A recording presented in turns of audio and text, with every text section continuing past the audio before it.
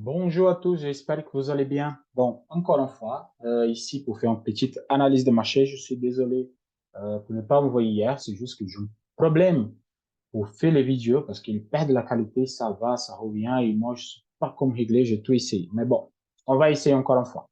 Je commence par les calendriers économiques et ici je vais vous montrer quelque chose de super intéressant qui est demain, pas des indices européens, ok, pas des indices européens. Donc cette partie-là et cette partie-là, je la saute, ok, je ne prends pas en compte. Par contre, je vais l'observer pour voir un petit peu la direction que le marché va prendre. Pourquoi?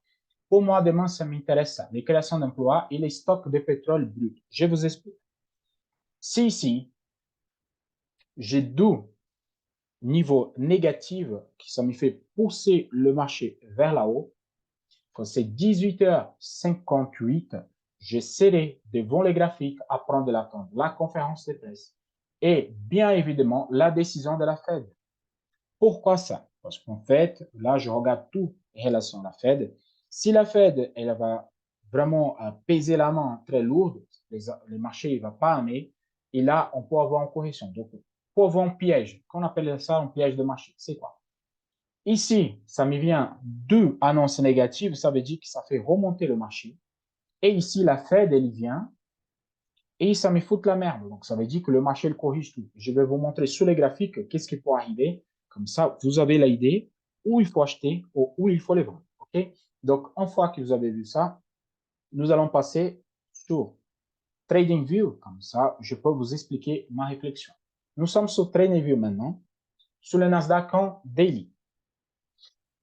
Pour commencer, on va faire toujours des ventes sur notre zone ici. En fait, ici, en 50%, que ça fait les 30% de toute la correction. Et le Nasdaq, il est coincé à ce niveau-là. On a vendu ici, on a vendu là, et vendredi, on a bloqué. Donc, ça veut dire que, je vous montre une chose très intéressante. Ici, j'ai la expansion des Fibonacci et aussi ma fauchée. Okay, juste pour expliquer pour les gens qui n'ont pas vu le vidéo inférieur. Ici, j'ai mon niveau de 50%, 61 et 78. Donc, pour l'instant, on travaille ce niveau-là. Vous voyez, ça monte, ça descend, ça monte, ça descend. On peut venir tester encore une fois cette zone. Pourquoi pas? Donc, ici, à niveau de 11 600, c'est notre point de vente. On rentre à la vente à ce niveau-là si on a un signe de retournement, divergence ou quelque chose sur le temps graphique inférieur. Par contre, quand il va casser la zone des 11 700 environ, ça veut dire que c'est plus le moment de vendre, il faut rentrer en bas. Donc là, on ne va pas acheter les résistances, mais par contre, on peut essayer de la vendre. C'est ça le but majeur. Pourquoi j'ai dit ça? Parce que ce matin, là, je viens de détecter cet triangle symétrique ici. Quand vous mesurez la taille que vous projetez, il me rapporte encore une fois sur la zone des 40%. Par contre, un casse vers le haut, il me ramène à haut de mon élargissement. Donc, je suis coincé entre les deux. Ici, je peux tenter en vente pour le pullback devenu ou en intégration, pourquoi pas.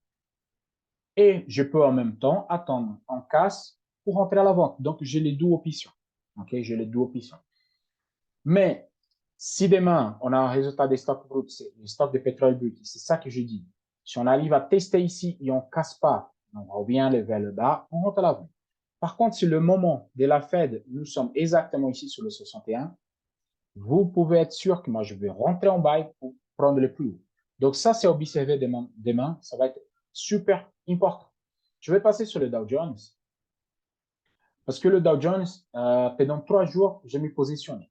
C'est-à-dire, je rentrais sur la position exactement ici à la clôture le vendredi, avant la clôture. Et hier, elle a passé en positive, elle revient en négative. Et aujourd'hui, j'ai fait la position en positive. Je suis désolé pour vous, vous avez pris le stop loss. Mais c'est juste parce que la région, elle est bonne. Je vais vous montrer pourquoi. Je suis proche de 78, OK? Je suis sur un niveau de résistance pas trop costaud parce qu'on a cassé les 61 et normalement, l'objectif, c'est de 100%. Je dis bien normalement. Et pourquoi j'ai dit ça? Pourquoi je rentre à la vente? Justement à cause de notre canal. Dès que je vois un canal, que j'ai ce type de coin comme ça, j'ai trop envie de le vendre. Vraiment parce que ça marche toujours. C'est un super trade. Donc, c'est ça que je fais. Je l'ai vendu là. Et désolé, je peux envoyer les signaux. Et là, j'ai pris les 12 chandeliers de H4. Voilà. Plus la position qui ça fait un jour, 2 jours, 3 jours que j'étais positionné. Voilà. Donc, c'est fait. La question, c'est que demain, 19h, le marché il pouvait être là. Mercredi, 19h. Et là, ça fait un bon point de buy pour venir prendre les 100%. Bien sûr, si la Fed, elle va être positive pour les marchés. Et qu'est-ce que moi je pense? Un instant de pétrole positif qui fait le marché repousser vers le bas. Résultat de la Fed bien, on part pour les rallyes de Noël. Pour basta. Par contre, on peut faire le sens inverse, on peut remonter. La Fed négative test de la zone ici, qui c'est ma trade line hebdomadaire, plus le plus haut de mon canal, plus la résistance, je rentre à la vente pour venir plus bas. Donc, c'est hyper simple la réflexion ici. Je ne vais pas chercher à comprendre. Je peux prendre des stop loss, oui. Mais c'est mon planning, je respecte à l'année. On passe sur le DAX. Le DAX, il est parti tout seul. Bon, il a attendu personne, il a cassé les 61, pas de pullback, 78, pas de pullback. C'est sûr qu'il va venir sur les 100%. OK? Donc là, vraiment, je crois que demain, avec les résultats de le matin, c'est sûr que le DAX, il va venir chercher ici. Et là, à ce niveau-là, ça me fait un point de vente. Je vous explique pourquoi je viens sur la charte. Je suis son canal et je peux venir ici, tester, fait en mèche, 200%, et revenu vers le bas. Par contre, à long terme, nous avons notre trade line. Donc, ça veut dire un test ici, il revient vers le bas. C'est pas que la tendance est la baissière. À long terme, c'est juste un pullback pour repartir pour une rallye de Noël.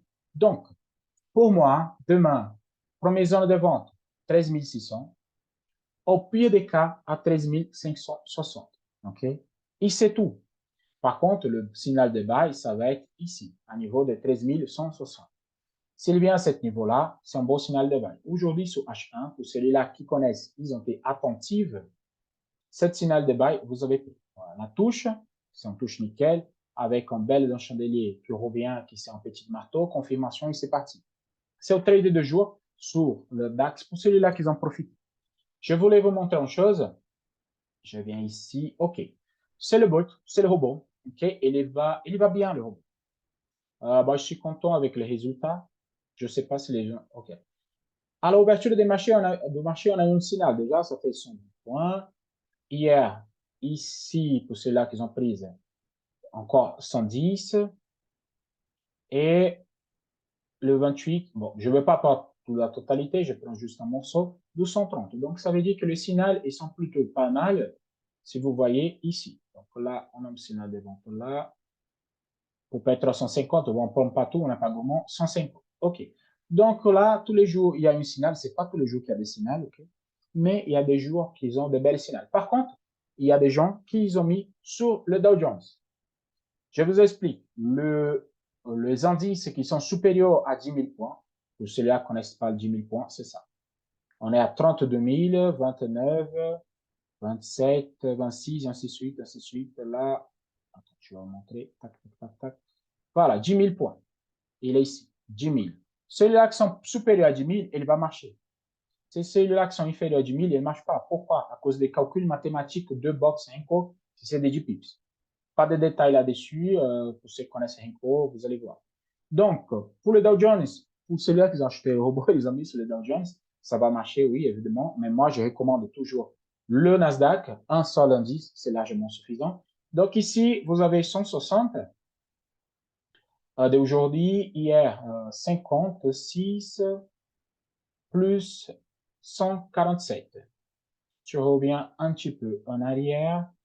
On a eu le signal de vente ici, je ne vais pas prendre tout, 140. Donc, ça veut dire qu'il plutôt le marché et nous donne de bons signaux. Est-ce qu'on a eu des signaux le jeudi? Non, le jeudi, il n'a pas eu de signal. Ah oui, un petit bas ici, tout timide. Un petit bas tout timide qui ça me donne à peu près 100 pips. Donc, il marche bien, ok, il te donne des points d'entrée qui sont relativement précis. Moi, je suis content pour les gens qui ont dit oui, ça marche, je suis nickel, je suis content. Ok, félicitations à vous. Pour ceux-là qui veulent, moi, je veux mettre ici le lien pour me contacter, que je vous passe le robot. Je vous souhaite à tous un excellent après-midi, une belle journée de trading. Attention avec le marché, soyez hyper attentifs, ok, ne rentrez pas n'importe où et n'utilisez pas de grands lots. Petites lots, grandes gains. C'est comme ça qu'on voit les choses. Excellente journée à tous et à la prochaine. Ciao, ciao.